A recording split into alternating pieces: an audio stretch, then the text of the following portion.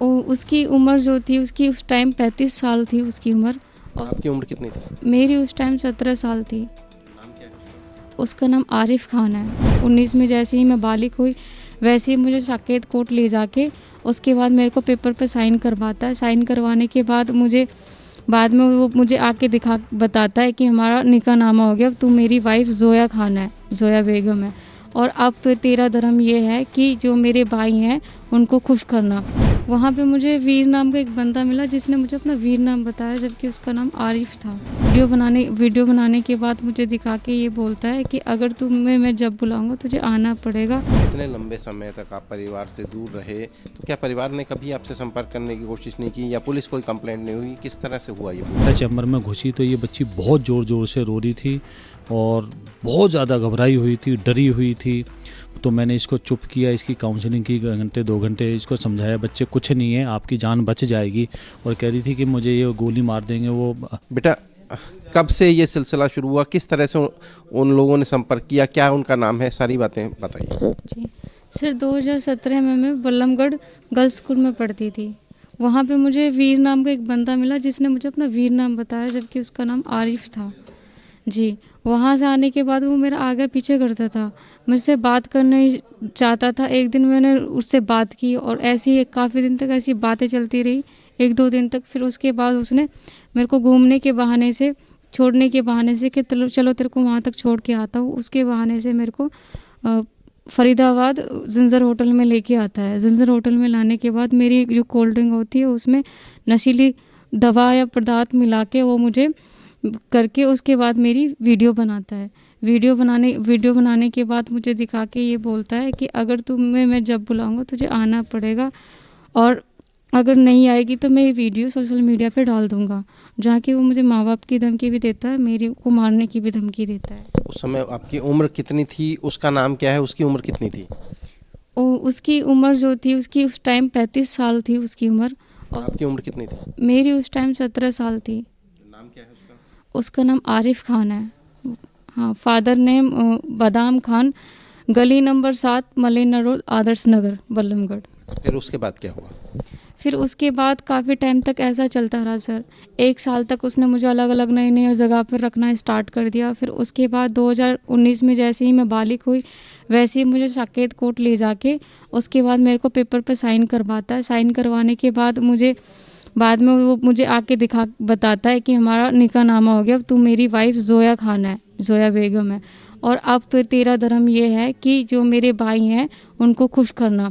जब उसके बाद उसके भाई मेरे साथ मिलके आज़ाद खान, इमरान खान, सद्दाम खान, और वह 2 उसके जो साले हैं वो टोनी और करीमा, और जी, और उसके बाद वो मेरे साथ मिलकर सब मेरा शोषण करते थे, मेरी वीडियो बनाती थी। जब मैं विरोध करती थी तो वो मुझे मारपीट करते थे। उसकी पूरी फैमिली, आरिफ की जो पूरी फैमिली है वो मेरे साथ मारपीट करती थी। कि कौन से मकान में आपको रखा गया? का उसी मकान में रहते थे आप? जी, उसमें मुझे भैंस के जो तबेला होता उसमें रखा गया था। वहाँ पे 3 कमरे थे, वहाँ पे भैंसें बंधती थी। अच्छा, इतने लंबे समय तक आप परिवार से दूर रहे, तो क्या परिवार ने कभी आपसे संपर्क करने की कोशिश नहीं की या पुलिस कोई कंप्लेंट नहीं हुई? किस तरह से हुआ ये पूरा? सर, जैसे वो संपर्क करने के लिए कहते थे तो मैं उनको मना करती थी कि ऐसा कुछ मत करो, क्योंकि वो मुझे बार बार ब्लैकमेल करता था, धमकी देता था। फिर उसके बाद माँ बाप ने फिर मेरे को छोड़ दिया। क्या धमकी देता था वो? माँ बाप को मारने की धमकी देता था, भाई को किडनैप कर लेता था, कहता था अगर तू माँ बाप से रिश्ता ख़त्म नहीं करेगी तो तेरे माँ बाप को मार दूंगा मैं।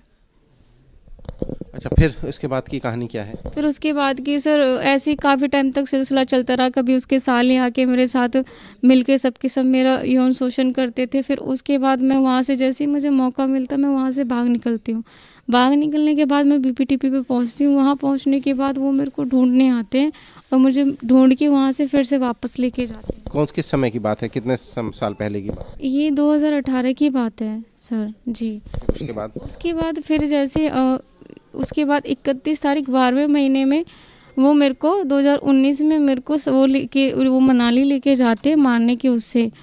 फिर उसके बाद मेरे साथ होटल में भी मेरे साथ गलत काम करते हैं मिलके, और फिर गाड़ी में भी गलत काम करते हैं। जैसे मैं चीखती चिल्लाती हूँ तो मैं अपने घर वालों को फ़ोन मिलाती हूँ, वहाँ से फ़ोन मिलाती हूँ तो वो मेरे साथ छीना झपटी करते हैं, लेकिन फ़ोन मिल के गाड़ी के नीचे गिर जाता है। गिरने के बाद मेरी मम्मी ये सारी बातें सुन लेती है, और सुनने के बाद वो पास ही नज़दीकी जो थाना है उसमें मेरा नंबर दे देती, वहाँ से फ़ोन आता, तुरंत फ़ोन आता इनके पास, बोलते कि लड़की को सही सलामत वहाँ से वापस लेके आओ। फिर वहाँ से वो मेरे साथ कहते हैं कि इसको पहाड़ से फेंक देते हैं, एक बोलता है कि इसको नज़दीकी थाने में डाल देते, तो एक कहता है इसको चुप करो। मेरे वो तकिए से भी मुंह ढक के मारने की कोशिश करते हैं, लेकिन वो कहते हैं कि अगर हमने इसको कुछ कर दिया तो हम वैसे ही मर जाएंगे, फंस जाएंगे। तो उसके बाद वो मुझे सही सलामत लेके आने के लिए कहते हैं। फिर उसकी माँ जो है, उसकी माँ कहती है कि सबसे पहले गाड़ी की जो प्लेट नंबर है उसको चेंज करो आप, और टूल से बच के। तो मुझे टूलों से नहीं लेके जा रहे थे। फिर उसकी माँ पंजाब आती, वहाँ से गाड़ियाँ चेंज करती है। गाड़ी चेंज करने के बाद पास ही जो थाना था वहाँ पे मथुरा रोड पे, वहाँ मुझे फेंक देते हैं।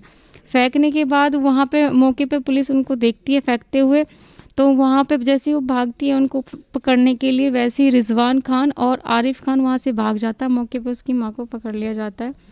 उसकी माँ को पकड़ने के बाद शाम मुकदमा दर्ज कर लिया जाता है और उसको शाम को छोड़ दिया जाता है वहाँ से, जो कि मुझे एडमिट करा दिया जाता है हॉस्पिटल में। जब मैं 15 दिन हो जाते हैं मुझे हॉस्पिटल में, तो मैं ठीक हो जाती हूँ। उसके बाद मैं किसी काम से अपने साके ये 12 सेक्टर कोर्ट आती हूँ, जो कि समीम अहमद के पास कोर्ट आती हूँ। वहाँ मेरे कुछ डॉक्यूमेंट्स से उन्हें लेने के लिए कोर्ट आती हूँ। तो जैसे ही उसको ये बात पता चलती है, उसको समीम अहमद बताता है फ़ोन करके वो लड़की तो यहाँ आई हुई है, तो वो वैसे ही उसको फ़ोन करते हैं और मेरे को वहाँ से फ़ोन करके वो मेरे को अगवा कर लेते हैं। अगवा करने के बाद वहाँ से वो अपने लेके जाते, और मेरे जो बयान है मेरे से कहते कि वो केस वापस लो, अगर केस वापस नहीं लोगी तो देख तेरा भाई ये है यहाँ पर, तेरे भाई को मैं गाड़ी से उड़ा दूँगा जी। और उसके बाद मेरे से 164 के दबाव में बयान दिलवा देते हैं। अच्छा, अब आप किस तरह से छूटी उनके चंगुल से? जी, अब सर 27 तारीख को 2023 को उसने मेरे को फ़ोन करके बुलाया दूसरी जगह से, जहाँ पे वो मुझे 24 गज़ में मकान में रखते हैं ताला बंद करके। बस वो इसीलिए रखते हैं मेरे को, बार बार उसके साले जो हैं वो वहाँ आते हैं और मेरा यौन शोषण कर देते हैं, फिर ताला लगा के वहाँ से चले जाते हैं। कभी उसके साले आते हैं और कभी उसके भाई आज़ाद, इमरान और सद्दाम खान ये आते हैं, और उसके जो साले हैं वो मुस्लिम खान, रिजवान खान और टोनी और करीमा, ये उनके साले आते हैं और मेरे साथ सब मिलकर मेरा यौन शोषण करते हैं और कहते हैं कि तेरे को इसी चीज़ के लिए रखा गया है, सिर्फ ये काम करने के लिए। फिर मेरे को ताला बंद करके वहाँ से चले जाते हैं। अब आप किस तरह से फिर निकले? फिर सर मेरे को 27 तारीख को उन्होंने फ़ोन करके बुलाया और मैं वहाँ गई, तो वो मेरे साथ ये ज़बरदस्ती करने की कह रहे थे कि तुझे क्या प्रॉब्लम है मेरी फैमिली से ये सब चीज़ करने से।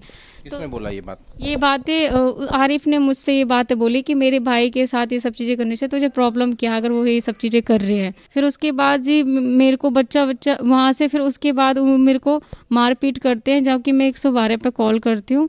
112 पे कॉल करने के बाद पुलिस तो वहाँ नहीं आती है, फिर उसके बाद एम्बुलेंस को कॉल करती है, फिर एम्बुलेंस वहाँ आती है जो मुझे लेके जाती है। वहाँ से एम्बुलेंस ले जाने के बाद मुझे सिटी ये थाना सिटी थाना है जो बल्लभगढ़ में, वहाँ पे मुझे एडमिट किया जाता है।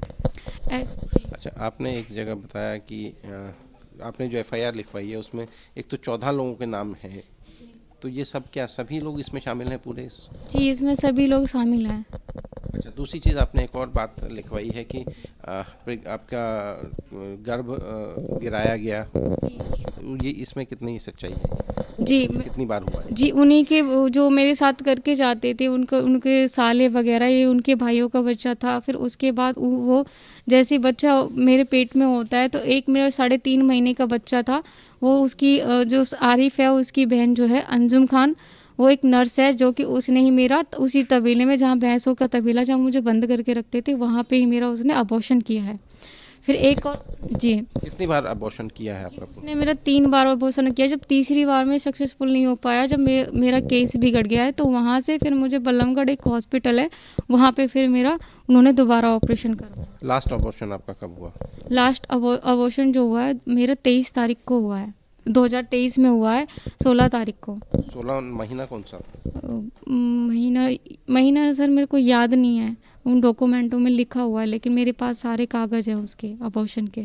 जी मतलब करते करीब कितने महीने, 2 महीने, 5 महीने, 4 महीने, कुछ ऐसा समय? जी 5-6 महीने हो गए हैं इन बातों को। तो आप इन लोगों के खिलाफ क्या कार्रवाई चाहती हैं? क्योंकि पहले भी आपने 164 के बयान जब हुए तो इनके फेवर में दे दिए, तो अब क्या आपने क्या इस बार आप अपनी जो बात कह रही हैं उस पर रहेंगी कायम?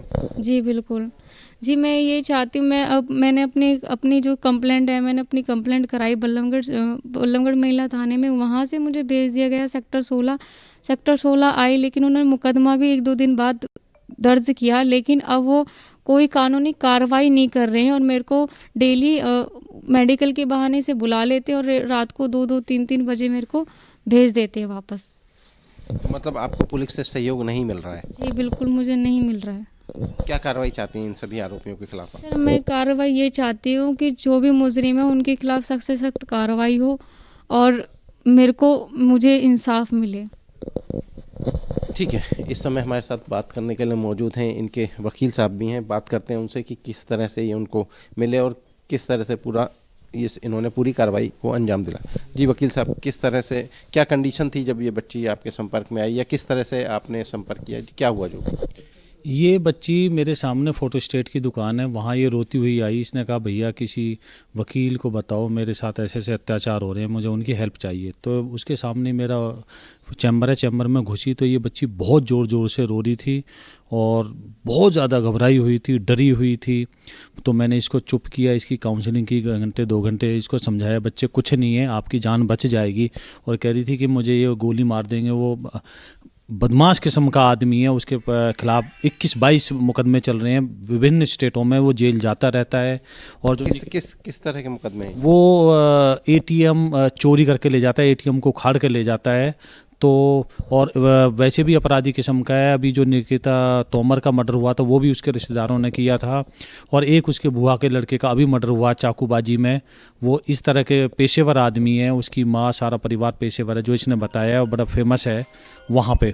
तो फिर मैंने इसकी कंप्लेन बना के पुलिस प्रशासन में दी, जहाँ पुलिस प्रशासन में अभी इसको पूरी तरह से सहयोग नहीं मिल रहा है और ये बड़ी डरी हुई है, इसको न्याय की ज़रूरत है। बड़ी इसने बताया बड़ी बुरी कंडीशन में रखा जाता था इसको, जो भी आ रहा है वो उसके साथ गलत काम कर रहा है। इसने मुझे बताया था कि मेरे को एक जो है सेक्स स्लेवर बना के रखा गया था, जिसका मन करता था, जिस रात को मन करता था पैर दबाते थे और पूरी रात भर इसके साथ सेक्स करते थे, मारते थे, पीटते थे, शराब पी के करते थे। ये बेहोश हो जाती थी, जो इसने बताया। इसकी दिमागी हालत बिल्कुल ख़राब थी, तब मेरे पास आया था। अभी भी इसकी दिमागी हालत जो है बड़ी डरी हुई है, ये समझिए। तो इसकी जान और माल की मैं तो प्रशासन से ये मांग करता हूँ कि रक्षा की जाए। मेंटली कंडीशन किस तरह से? मेंटली कंडीशन इसकी अब ठीक है, लेकिन ये डरी हुई है बहुत ज़्यादा, उन लोगों से डरी हुई है, क्योंकि वो पेशेवर अपराधी हैं, वो कानून को हाथ लेने में बिल्कुल भी नहीं डरते हैं। तो किस तरह से सहयोग मिल रहा है इसकी सुरक्षा को लेके या बाकी चीज़ों को लेके, पुलिस से या प्रशासन से किस तरह का सहयोग? अभी इसको रोज़ाना पुलिस बयान के नाम पे, मेडिकल के नाम पे बुलाती है, रात के 1:30 बजे तक रखती है। और ऐसा क्यों होता है? नॉर्मली तो इस तरह का नहीं होता। क्योंकि वो लोग ये कहते हैं, जैसा कि मुझे इसने पीड़िता ने बताया, कि उनकी पुलिस के साथ सांठगांठ है, पहले भी इसके साथ ऐसे ही हुआ, वो लाखों रुपए चुरा के एटीएम काट के दे देते हैं। तो इस तरह से वो कहते हैं प्रशासन हमारी मुट्ठी में है। बड़े गंभीर आरोप लगा रहे हैं आपकी, क्योंकि पहले भी बच्ची ये छूट कर आई, लेकिन फिर उनके चंगुल में फंस गई, अब फिर से आई है।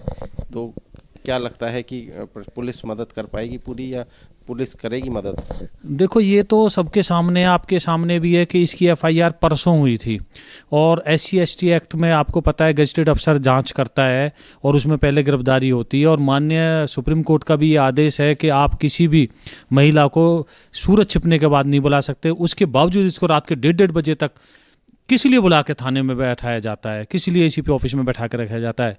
क्या वो इस बात को आमंत्रित कर रहे हैं कि ये बाहर रोड पे निकले और इसको कोई गोली मार जाए वो अपराधी? इससे क्या साबित होता है? आप खुद समझदार हो, सोच सकते हो। तो ये थे हमारे साथ पीड़िता के वकील, और बड़ा आरोप लगा रहे हैं ये पुलिस प्रशासन पर कि रात को 1:30 बजे पीड़िता को, एक जो रेप विक्टिम है, बहुत सारे अन्य मुकदमे हैं जिसमें दिन धाराओं में मुकदमे दर्ज हुए हैं, उसको रात को 1:30 बजे छोड़ा जाता है। लगातार पुलिस यही प्रैक्टिस कर रही है पिछले 3 दिन से, और जिस तरह से इसके साथ लगातार रेप हुआ, बाकायदा सेक्स स्लेव की तरह इसको पेश किया, यूज़ किया गया करीब पिछले कुछ सालों से। तो उम्मीद की जाती है कि अब जो पुलिस प्रशासन के जो तमाम आला अधिकारी हैं वो इस न्यूज़ को देखेंगे, इस पर संज्ञान लेंगे और उन लोगों के खिलाफ कड़ी कार्रवाई करेंगे जो इस पूरे इस कांड में शामिल हैं। हरियाणा तक के लिए फरीदाबाद से सचिन गौड़।